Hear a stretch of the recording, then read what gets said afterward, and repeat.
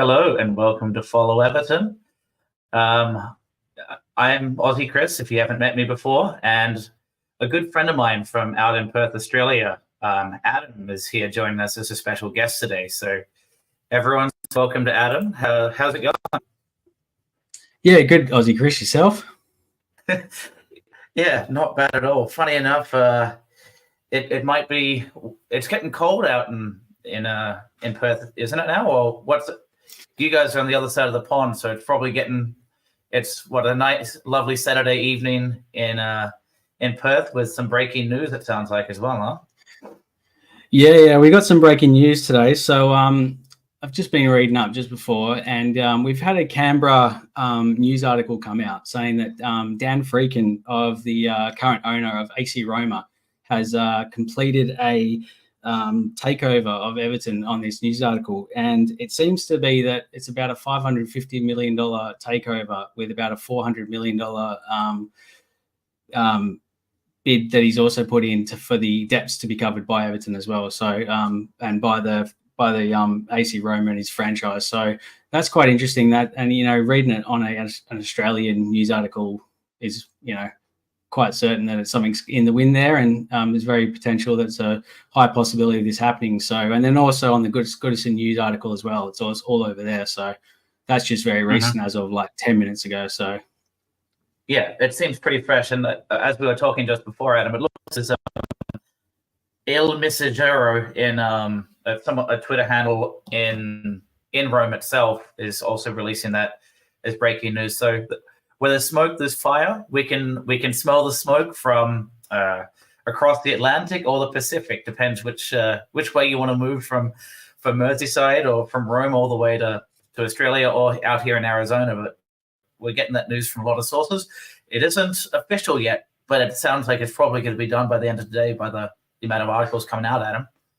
Yeah, sounds like it. And it also says that in that article, they're just waiting for the verbal announcement, the official announcement by the club to come through. So they're basically saying that all the ducks are in line, so to speak, and then they're just waiting for the official announcements to come out. So that's quite interesting. And Dan Freeman, he's done a lot for AC Roma. So he's brought some big players over there, Dybala and Romelu Lukaku as well, as you would obviously know from Everton. So and he's a massive player for us. And yeah, it sounds like it could be some very interesting times.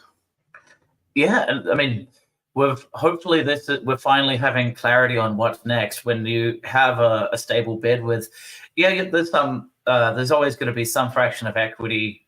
Well, like the goal is to have mostly equity, so you can actually just dump money in instead of, I pay Peter from Paul, from Ian's money or whatever. Like it's this complicated tree of loans and who owns who, but especially Dan Friedkin seems to have a lot of his own cash directly, which really is going to help stabilize Everton. And we know with profit and sustainability and everything else, Adam, we're kind of wondering, are we out of compliance? Do we need to sell in the next 2 weeks? Which is all the Jared Branthwaite excitement, Amadou Onana, Neil Maupay doesn't want to come back. And it seems like his bridge to go back to Brentford's kind of in limbo. So like we've got all these moving pieces financially, but if at minimum we know we've got some stability when this is confirmed, we have direction again, which is just one more stable piece of footing that we need. Complete that stadium and life looks a little bit better for us. It may just we have to sell someone to be compliant. Exactly right. And it also looks like within this deal, Fard Machinery has gone out of his way and he's tried to find the deal that I think suits Everton the best. And I think a few people in their streams as well have saying that they also referencing AC Roma to Everton as the same type of stature as a club as in Everton, as it was into the Italian league. And Dan Friedkin's come in and he's definitely helped AC Roma get up there from what they once were. And I think he wants to do that to Everton. This guy's got a net worth about of a 9.2 billion, so he's quite big. And the fact that this deal, he's said that it's going to be a $550 million takeover bid that he's put in, but then he's also got the $400 million to back himself there for the financial debt that we are also in, so he can try and potentially cover that, which maybe Mashiri wasn't so happy with the previous owners, and John Textor maybe the deal wasn't so happy like that, and it wasn't structured in that way. And maybe I would say that Farhad is looking at this option as, this is the best step for the club.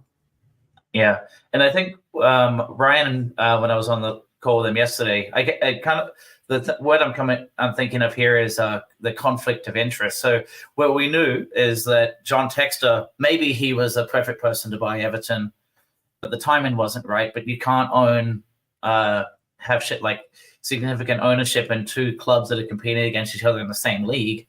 So that getting Textor to leave, get someone to buy his piece of Crystal Palace, and then he puts a bid in was going to take too long. So now he's being swooped by the Roma man himself. Yeah, and I think I was also reading into the Andy Bell and George Downing bid as well, and maybe that was something that they haven't structured their deal as what Dan Friedkin's done. And, they were, because I was also saying that they were going to try and finance the stadium back to us to cover some of their loans as well, and just restructure it that way. And I don't think that a lot of Everton fans wanted that when they heard it, and they heard it was backed by Dell, the computer franchise company. We were all so ecstatic and go, okay, this is going to be great branding. We're going to go worldwide. But then seeing what it was actually, reading in between the lines and find details as to how that deal was structured, I don't think we were too happy with it. So, something like a full takeover and a $400 million backing to cover the debts might be the way to do it and to move the club forward. Yeah, and I think we've got a couple of key things. Let's not get relegated. Let's not go into administration. Let's pay off, get that stadium complete and move there. And all of a sudden, Everton looks a real different club from an ownership standpoint and how we can compete in Europe. Because that's the other thing here, Adam, is because Roma is a competitive and quality club with a long-standing reputation. If Everton start doing well again, and welcome to Wezo, who's joining us from his after his lovely trip and holiday, getting a nice suntan. I know that Roma are going to be competing for Europe, and if Everton are trying to compete for Europe, we have the same problem that we have with John Textor right now, that you can't have two teams owned by the same club in competing in the same competition. So if we both are good enough, and we're talking a pipe dream right now, Adam, of us being in the Champions League, and if Roma gets to the Champions League, they both can't be in there, I think, from my understanding. But there have been some unique workarounds. I'm not sure if you've followed that up either, but like Man City ownership has a stake in some French club, I think, and they can both compete in the same league. So there must be some workarounds. We just have to pay the right lawyers enough money to get for us to compete two teams in the same league, Yeah, that's it. I haven't really looked into that at all. To be honest, I don't really know what the deal is between two common interest clubs in the same, or in a European Champions League. If they're competing together with the common interests of owners. But I don't know if he's going to leave AC Roma because of this, and then he's going to be a full ownership in Everton. I'm not quite sure, but that's just the breaking news I've seen just very recently. So that's quite exciting. If that is true, then that's the way that deal is structured. I think is probably the best one that we've seen so far. Yeah, it's not. We're not coming in with a third party being owed a lot of money by this. So if it wasn't Dell, as we said, it was the Dell organization, which is very different than the individual. But all of a sudden, if people own Dell, owing money to Dell immediately, that doesn't simplify our situation. It makes it even more complicated. So the more equity you have, just dump straight in. Fantastic news. But at least from what Wezo's saying here, that there's not too many fans having good words for Friedkin. I'm not sure what your view on that was, Adam. I know talking about that Roma at least won a European competition against Leicester a couple of years ago. They made a commitment to try and win now. When he first came in with Jose Mourinho, they did it. And I'm not sure if you've been watching them in the last couple of years, but do you feel like they're still going for the win now, or if they try to restructure organizationally how they do things?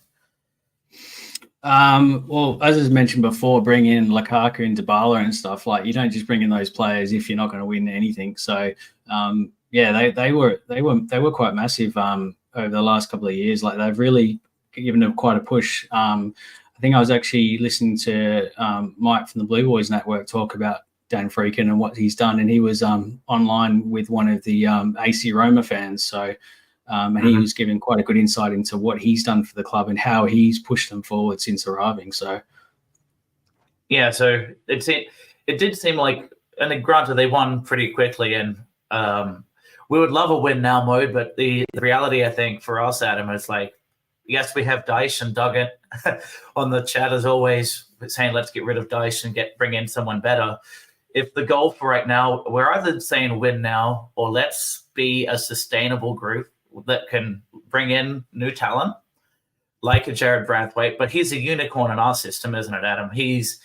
We got him from Carlisle. He's gained a bunch in value, and we're looking to potentially sell him off to get things through. We also have we got Onana, who was worth a bit, and we're going to potentially flip him for double what we bought him for.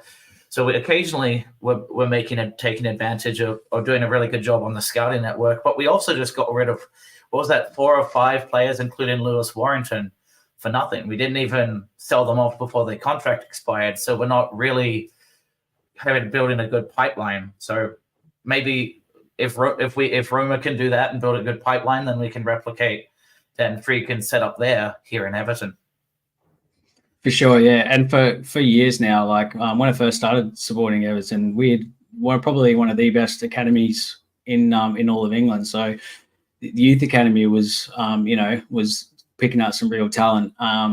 But for years now gone by, like Anthony Gordon's probably the only one that really comes to mind when you talk about the youth academy that Everton's brought out for the youngsters. But I think they're really struggling now. So well, I haven't seen what Friedkin's done at AC Roma with the academy and their scouting talents, but the youth academy definitely needs to try and improve in that regard as well, I think.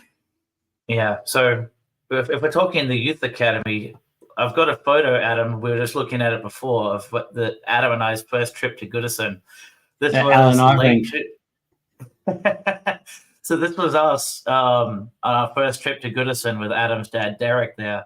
This was 2007. This was one of your relatives, wasn't it, Ian? Someone? Yeah, it was my dad's cousin, yeah. And he recently passed away as well. So, that was quite sad times. He did a lot for the club. So, but when this photo was taken, you think about how good the recruitment was back then. Leighton Baines did not have shaggy hair. I don't think he could grow facial hair at this point. He was clean shaven from Wigan. Where Phil Jagielka was the new kid on the block who hadn't played yet. And we have and you think back like, man, we were actually getting youngsters. Stephen Pino, I think, may not have even joined yet. Osman was there. So again, just like it was a changing of the guard too. Hibbert was still playing for a few years before, and that we hadn't got Coleman yet. But even at this time, we were bringing in youngsters from others. Like, I don't think Wigan was in the Premier League by this point. Yeah, well, Leon Osman, I'm pretty sure, fellow comment, he came from the academy as well. So, that was quite big. But yeah, Seamus Coleman came from, like, I think it was about 60,000 quid. So that was an interesting time. You'd never get a player like that anymore in these current days. Yeah. That's the other thing. If we can't find someone at age 8, like the Phil Fodens of the world, maybe what we need to do is at least determine, okay, how do we bring players in from the Championship and realize that they could make it to the Premier League, get them on the cheap before someone else finds them, and get our value that way. And then it may not be a true pipeline of development, but at least we're not buying Fabian Delphs of the world or getting Ashley Young just to fit in the squad. We're getting people just ahead of time. Yeah, we need to get them before other clubs. Like Brathwaite is one of those examples that we need to have him for a few more years before another club finds out that he's that good. And he's basically shone too much, I think, this season, and that's why everyone's jumped at the gun at the bits to try and grab him. Also, another player that was in our family is Morgan Feeney. He was in the under 18s, and he was he had a relationship to our family as well back in England. So that was quite good. But yeah, Everton, he ended up leaving. He was in the 18s for quite a while. He was probably signed from when he was about 12. So, you know. Yeah. Did he ever give you any insight on what it was like to play in the Everton system? No, not too much. We only knew him very briefly. Dad knew him a little bit, but yeah, he just showed me every time there was some mention of his name, and he was captained as well, I believe, a few games. Nice. So, yeah. Yeah. So there was a comment here that I wanted to bring up from one of our regulars, the Blues, when in terms of, so this is going back, I think, to the win now comment. There's no such thing as win now owners coming into Everton. Even if the City Group took over, it would take years. And I think that's completely right. We're not really in a position to jump up the table. And I don't think, it's hard to know, but I honestly don't think Dyche has that ability to really get us to that top level, but we'll only really know in the next couple of years if there's financial backing to get the players he wants. But another piece of this, like what we're going to talk about today, Adam, is if we do lose Jared Branthwaite and we likely lose Onana, what kind of options do we have on the horizon from the transfers and rumour mill side of things? So one person that we heard last year was of interest to Everton was Jacob Greaves. Did you have some interest, like some not breaking news or anything, but like have there been links recently for him? Yeah, so Jacob Greaves, we've seen on the real EFL UK website on Jacob Greaves, and the whole City fans are actually getting quite antsy about him leaving, and it's going to be a massive miss for him because he predominantly plays. He's very uninjury prone, so he plays a lot of games, and he's says there is a right-footed centre back. I believed he was actually left-footed centre back. That could be potentially wrong because he either plays left back but on predominantly left centre back. And 6'4" and still young, so that's quite good. Obviously, he's English, so that would fit in quite nicely with some of the morale of the team. And next to Tarkowski, if supposedly Branthwaite does leave, but yeah, just watching some of the way he played as well, like he did a lot of these diagonal balls, which will work quite well if because Tarkowski switches away quite a bit. Dyche loves the diagonal balls, and Jacob does them quite well. I've watched quite a few of his highlights and reels and whatnot, and he does predominantly do them quite a bit. And then he also likes to run the ball forward and carry. You can see on your heat map that he definitely runs onto that left-sided midfield area, carries the ball from the centre back there. So, that was quite interesting. You see his strengths, no real outstanding weaknesses and stuff there, but his strengths is just ground duels, aerial duels, and his positioning, which Dyche is absolutely going to love. Will be all over that. So, I agree. And that's we know with Tarkowski was huge on the diagonals, and he, being the right centre back, would do a diagonal to the left wing quite often, and the right wing side of things would require Branthwaite to do a left-footed diagonal switch of play to the right wing. So we didn't see it as much with him, but occasionally we saw Branthwaite doing that. Of course, he's worth the money. We're saying he's worth 75, 80 mil, and even then I think you could probably ask for more. The problem is he's not going to play at the Euros and won't get seen.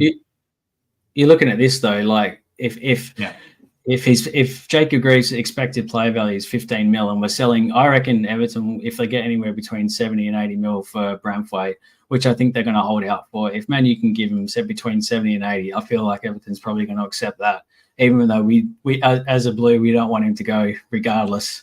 But yeah, I feel like a Greaves replacement for financial fair play and getting the club sorted again could potentially be a step forward. Yeah, and I can't imagine he has the ceiling of Branthwaite, but we've seen Branthwaite play, but we don't know what his ceiling is. We can only look up and say, hey, by the end of this year, he was scoring goals in the box, and he could explode and score goals for us next year. Jacob Greaves, we haven't seen as a proven performer in the Premier League yet, but as you're saying, Adam, at 23, he's in prime position to slot in to a championship into like steady defensive strategy that Dyche has, but he's got Tarky there to probably teach Jacob Greaves. And I think he could slot in. He wouldn't be Branthwaite level, but he would certainly do the job if we needed to fill him in with someone else. Yeah, 100%. And I think just solidifying our defence and getting players from the championship on, I wouldn't say on a cheap, but you can't really find that nowadays. But to get someone that's going to be solid and is going to play 80% of the games on a normal standard season is definitely the way we want to be doing it. You want a strong partnership at the back. Tarkowski's showing that he can be a solid leader, and he's got really good numbers. I think he actually saw a stat that he had some of the best numbers in the Premier League for defending. So, yeah, and Duggan brought up another defender that could be of interest. I haven't looked him up yet, but Sulemana Isaac Toure, who plays for Lorient in France. So he'd be another one. But there's a lot of these, and I think at least in England, this is a good option for us, Adam. But there might well be people, and I know Duggan paid his attention to various leagues as well. And we're looking at this guy because there has been additional conversation on it. But I think he would be a good fit. Maybe there's some others, but the reality is we do need an overhaul. If we lose Branthwaite, I think Greaves is perfect just to have some stability in there, as long as he can jump one level up and be structured and trained by Tarky, Pickford, and the defensive tactics and nous of Dyche. He'd be one of them, but I don't think we stop at one. I think we're also going to be a bit careful as well. I don't know what the latest is on Mikolenko, because apparently in his Ukraine match he was injured. So, I don't know what the latest is with that. But I would say that we would probably arguably need another decent backup left back, because I don't think Ashley Young's going to help. Nope. He will. We can put him in that position, and he'll be a 4 out of 10 performer. He won't be a 0, but he scared me at left back a lot last season. He was better when he played a little bit more advanced, because especially if you're just playing a defensive strategy, he can hold the ball up okay. But left back is when we got destroyed against Aston Villa when he was filling in at the beginning of last year, when we kept losing all our matches. That was a horror show. But looks like, at least from the Blues here in the comments, avoided serious injury and will stay with Ukraine for the Euros and be monitored. So yeah. But even saying that though, I still think that we need a solid left back option. Yeah, and it looks like Jacob Greaves could basically jump into that position. Worst case. Yeah. But I mean, I don't know if you've seen the links as well. Godfrey's looks like he's on the way out as well. So, I think we need at least potentially a left back option, and then like a Jacob Greaves, and then potentially another centre back. Yeah, because I don't know what the guys with Michael Keane as well. So yeah, I mean, if I was Michael Keane, I would want to get out of here too. I mean, we clearly know he can score a goal and is clever on the ball at times, but he's also a liability that you just don't want to have in your team. Mason Holgate's just kind of gone completely downhill.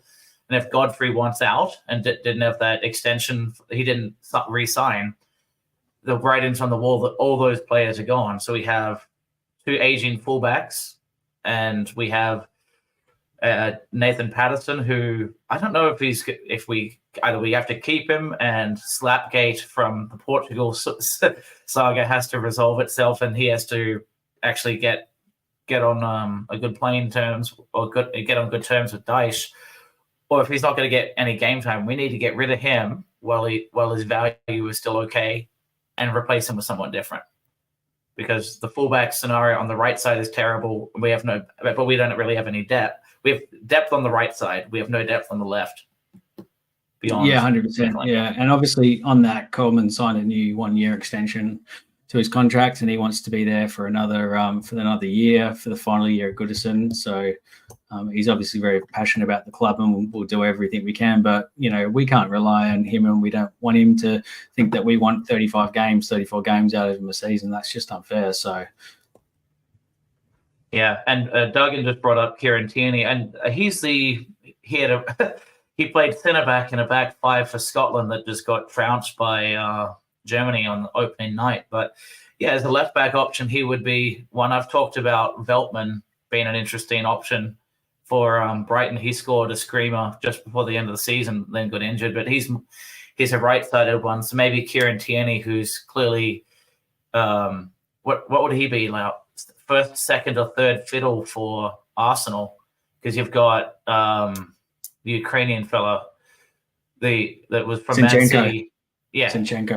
Zinchenko, and then they have Tomiyasu as well. So they've got a lot of left-back options for Arsenal. So maybe Tierney would be an option for us as well. I would 100%. I would definitely take him for sure. Yeah. So we've done a bunch of Jacob Greaves chat, and there was another player from the Bundesliga that has been stirring some interest, right, Adam? Yeah, that's it. Yeah.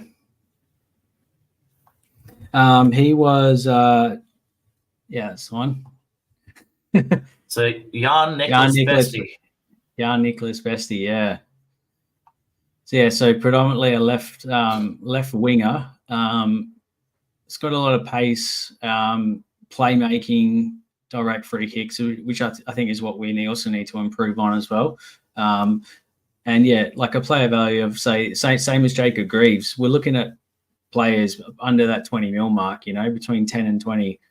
And if we do sell the likes of Braithwaite for 70, 80 mil, that profits and sustainability is definitely going to help the club. And that's what we need to be considering, is trying to get these players on trying to pick them up. And then, if someone like Besti does well in the Premier League, then there's a very, very good chance that other bigger clubs are going to come searching for him. Is basically essentially like we've done with Onana as well, picked him out of the Bundesliga. Mm-hmm. Oh no, so he came from the French. Yeah, he was in Ligue 1. Yeah, that's all right. Yeah, so but you know what's happened with him. Like all of a sudden, Arsenal want to have a look at him. So it's definitely a strategy that I think we can do.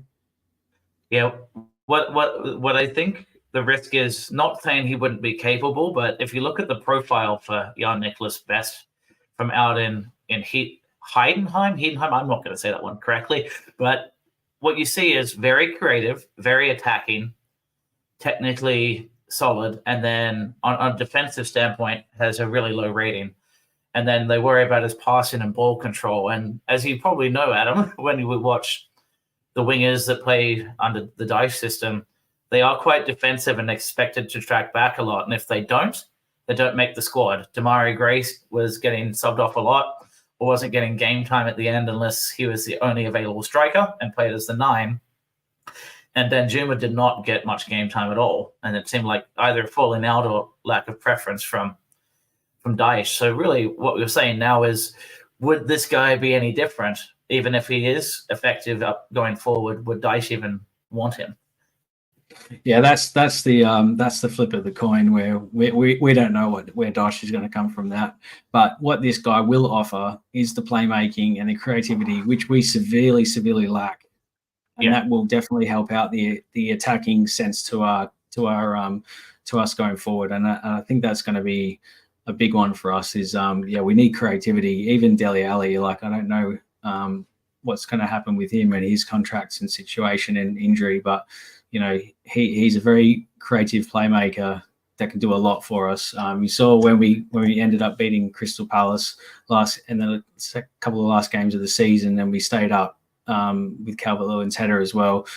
Like that's a lot of that was to do with Dele Alli coming on in the second half. He changed the game, and that creativity is what we severely miss.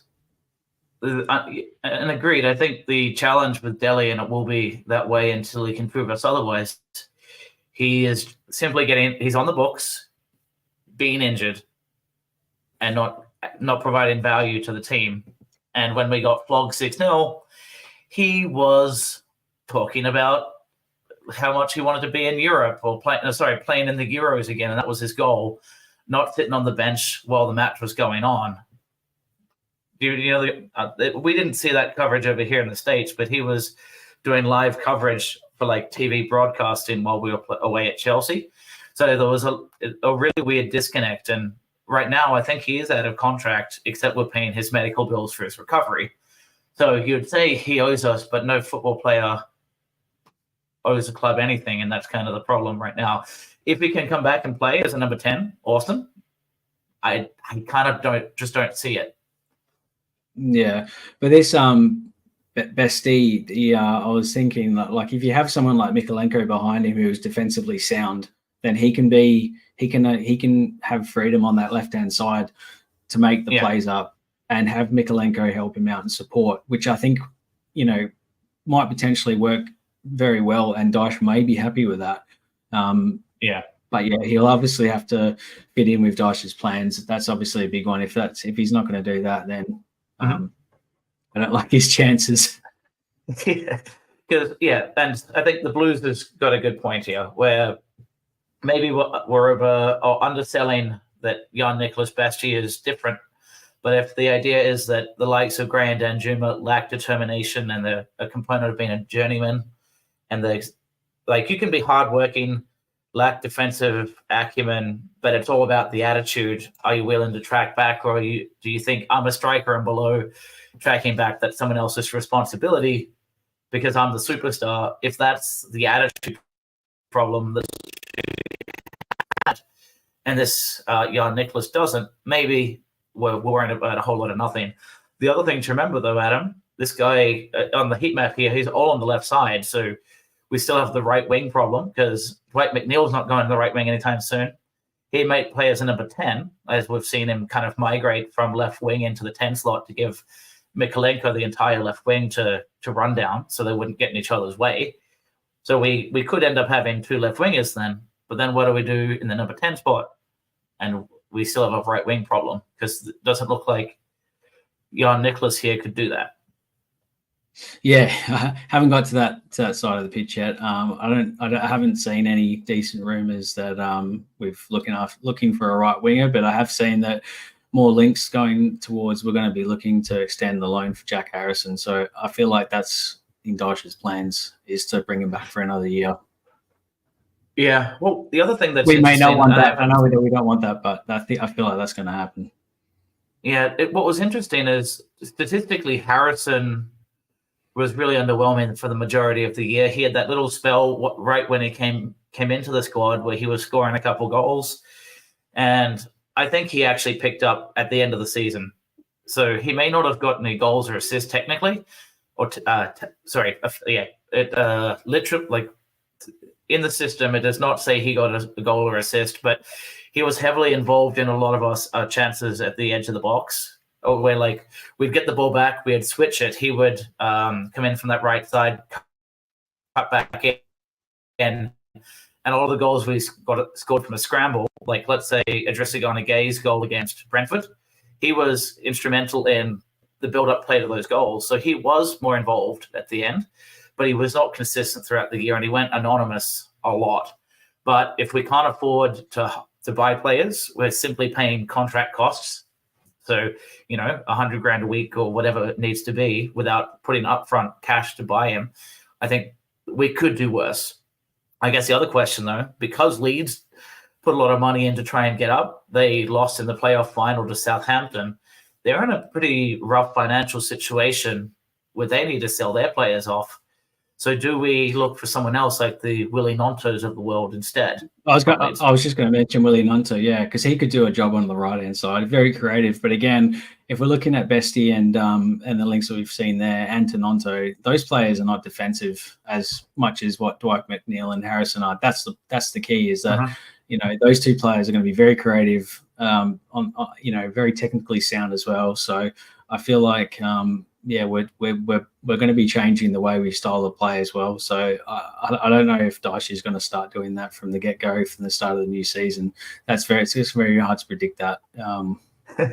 Well, I would say it's very unlikely, knowing we were giving Dyche crap here on the channel, and I think a lot of Evertonians around the world saying he can't figure this out. It's like he had this losing streak for, what was it? He didn't win a game for like 15 or 16 games, but he was quite confident that he was, and quite stubborn. It worked out in the end, but he was right that he's going to commit to his plan, no other. Do you really think he changes his plan next season after he proved it worked and have wingers that don't defend? I don't see it, but I hope I'm wrong, because I want to see something a bit more creative. and maybe Peter Duggan will change his his hope that Dyche can be a progressive manager, but that just doesn't seem his style that he'll change. Yeah, agreed. But yeah, I mean, these links are obviously Thelwell might be trying to hint that he needs this style of player in his team, and yeah, they might be potentially trying to sway him to change the style that we play. But that's just all he say, she say. So until it actually comes to terms and they actually get signed and we see them in pre-season and see the style of how they're incorporating into the team and the structure, whether we can look at it that way then. Right. So I think we've covered these two, and I'm sure we can talk about all sorts of other rumor mill pieces. But since we haven't had you on before, Adam, what was your thought on Dyche over the entirety of the season? Are you happy to keep him? Do you think now's a good time to get a new manager? Would you like more of the same? Well, if Dan Friedkin and these breaking news reports does come to light, and we do get taken over by Dan Friedkin and his management, then I don't know. I don't know what he's going to feel towards Sean Dyche. He's going to definitely look at the history and how we've played and what record he's got. He's going to look at that record and be quite concerned for that. Yeah. But he obviously can see under the terms and, first point deduction in history that we've had in the Premier League. So, and he's kept us up. We've had a 10-point deduction. So, and just the mindset that had on the players and the effects that would have had throughout the whole club itself, all the dressing room, all the staff, the coaching team, everyone. I think that's Dyche has definitely steadied the boat in that regard, and I think he deserves a lot of credit for that, in my opinion. I'm probably still on the fence about it because, we can't go 14, 15 games without winning because that's just not good enough and sustainable for us to moving forward. But he has proven that he can get those games. I think towards the end of the season, he just wanted to play the ugly ball to get an ugly style of game just to get the W, and that was obviously very important at the time. We needed the points. We had to get the points. Whereas with the start of a new season, he can progressively start to change the style of play, bring the plays in, integrate them, have a good preseason, and then we can see where we go from there. Yeah, well, we can have a great pre-season with 7 players. Yeah, but by the time, or maybe that'll be it. We'll have a bunch of signings 2 days after Gaffer Day, so they don't have to do all that crazy running that Dyche is notorious for once the season. Just a couple of small little transfers as well. What are your thoughts on Calvin Phillips if he was to come in? I don't think it's going to be on a permanent. I think it'd probably be on a possibly a 1 to 2 year loan. Yeah, so he might take up another loan spot. But if we can get him on decent wages, he's got a lot to prove though, because he's at Leeds he was massive. He was straight to Man City. So yeah, so then it's really the question. If you and I forgot who Danny Ellis here talking about. Bielsa used to talk Phillips through every game. He was like a headless chicken. So. Yeah, my worry right now is what he did historically is one thing. His headspace when he went to West Ham, he clearly wasn't the player that you'd need. So we can buy players that backfire, but if someone's already playing poorly, you better have a plan to turn him around. Otherwise, he's just wages in the books, and you're not going to want to play him with his attitude, I would imagine. So yeah, then really what you want is Dyche has to get him straightened out, and we need him in the squad right now to make sure that he's sharp and ready rather than a last minute like the second match of the season, we sneak him in before the deadline type of scenario. You need him in like right now. Yeah. Well, I think even Dyche deserves a lot of credit for getting DCL back on train as well. So he's done a good job with him. And I feel like he's almost like a rehabilitation coach where he's going to get these players fit again, fit and firing, and just don't get them on the grass till they actually are ready. Yeah, and Dele Alli though. Yeah. And then two other forwards, according to the BBC, that we've been linked to is obviously Tommy Abraham from AC Roma. And that might be quite an interesting one because it's obviously based on Dan Friedkin, so that's interesting. And then Amanda Brozier. What do you think of those two? I haven't seen much of Abraham, and we've talked about Brozier before, but unless we lose Calvert-Lewin, we don't need more strikers right now. That's the one thing. We still got Mope as well, so... Yeah, so we have Mope can be our right winger that will never get a game again. So he's off, right? There's no chance he's playing. But we still have Beto that was, we talked about Mr. KFC himself, but he's still got a lot to prove. His heart's in the right place. We know that. DCL was starting to come around at the end. And the other player, of course, is Yusuf Shamiti, who was really starting to show something here at the end. Yeah, I thought towards the end of the season he was doing really good. Showed a lot of promise. Yeah, so if that's the case, what I worry about is why would we bring in Brozier unless you think unless Beto, DCL, or Shamiti go to the right wing and kind of have as a wide forward that doesn't go back too much. And then you have McNeil on the left with more defense. I can't see it. I can't see that happening. And the other guy from Roma, I'm not too familiar with. Yeah, Abraham was with Chelsea originally. He's English, so he was actually over in Oz, AC Roma, and AC Milan came over to Perth and played a soccer match. Did you? Oh, you call it soccer? So was it? Did you get to see that one by any chance? No, I didn't. No. But the types of players that Roma had was Dybala, and they got Lukaku as well. Some big players. I think Smalling as well. He's one of the centre backs. He's English. So yeah, Smalling. So that could be interesting. Just saying, hey, we need a right back. Mason Holgate, get out of Everton, give him to Roma for a little bit.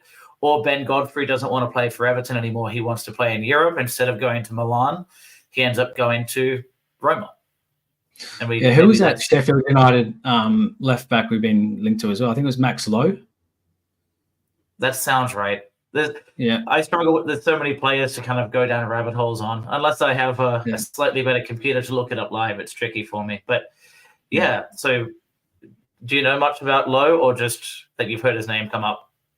No, I just seen his link come up a few times, and once you start seeing a few players on multiple different platforms being linked, that there's definitely something in the wind there. You just don't want to read too much into it till they actually do an Everton interview on the actual official Everton YouTube page is where you want to see it.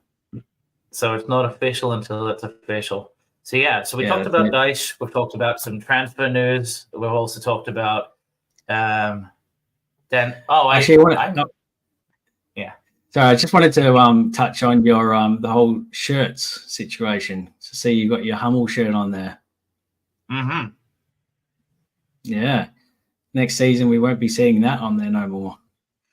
No, we're going to have a nice, sweaty, sticky Castore. Castore, yeah, that's the one. I did see something that the Everton have agreed a deal over 2 years, 20 million.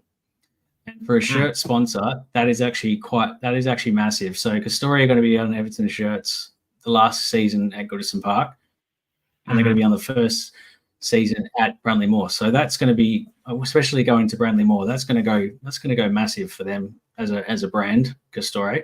If they can fix the whole shirt sweaty look, I think we could be onto a winner. Yeah, and I mean, talk about the right time for you can either blow it or you can really make an impact, saying Castore will have something to show off. The last season at Goodison, the first season of the new era in the new stadium, they have all the opportunities, but don't blow it. Yeah, they got a really big opportunity to go quite massive, especially with Everton getting to the new stadium. It could be a massive deal for them. But in particular, like Aston Villa have gotten rid of their deal with Castore, so that's quite interesting on that space, on that front. So I think their deal they had like only probably about 4.5 million and over a year. So the fact that Everton's managed to get 20 in 2 years is quite big, and credit to the team who's been able to manage to do that, because a deal like that for a club like us going into Burnley-Moore and moving forward, with all the restraints that's going on in the Premier League now, it's getting a deal like that built is definitely what we need. Yeah, and I know what Peter's saying there. Like, what really matters is an owner and manager. I don't disagree at all there, but what you may as well have is a reliable set of finances and ensuring we're actually taking advantage of our status in the Premier League with TV deals, shirt sponsors, and not underselling ourselves financially on that front. The more we can get out of them within reason, as long as they're not an immoral like franchise or company, the better. So we can maybe we're still trying to pay off debts for a while with this new stadium. So every dollar counts. How well we use that money is a different question entirely. Yeah, 100%. And it's yeah. So I think we've covered most of the main things here, Adam. Is there anything else you wanted to bring up before we sign off? No, mate, I think that's it. Yeah. I think we've done a good job. Well, most of the topics covered. Yeah, and you're hearing, and for those that joined late, Adam is a special guest today. He got me into Everton back in the late 2000s. Him and his dad visited Liverpool. We went with him to Netherton and hung out there with some of his relatives, passing the Bootle New Strand and everything else, and watched Everton win 7-1 against a very poor Sunderland, I believe it was. The Black Cats. Yeah. It was a 7-1 win, and that put our hearts and emotions transfixed on Everton as the club to follow. But Adam was always a toffee from a young kid. Growing up, he was meant to be born in Wigan, but it never happened. He moved a couple of years too early to Oz, so he was born in Australia. But wanted to have him on and talk some crap. No, I appreciate it. Yeah. Appreciate the invite. Sure. So from everyone here at Follow Everton, thank you, and up the toffees.